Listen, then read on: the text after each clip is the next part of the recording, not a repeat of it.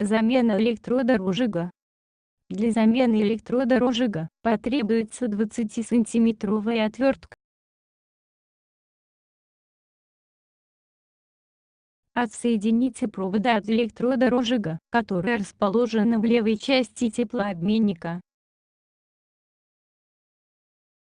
Открутите винты крепления электрода розжига с помощью отвертки. Вытащите электрод розжига из теплообменника. Вытащите электрод розжига аккуратно, вместе с крепежной деталью.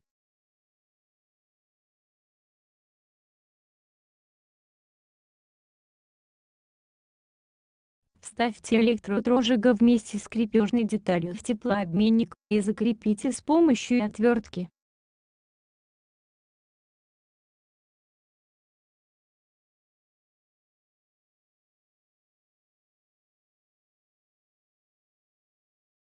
Подсоедините проводы к электроду розжигу.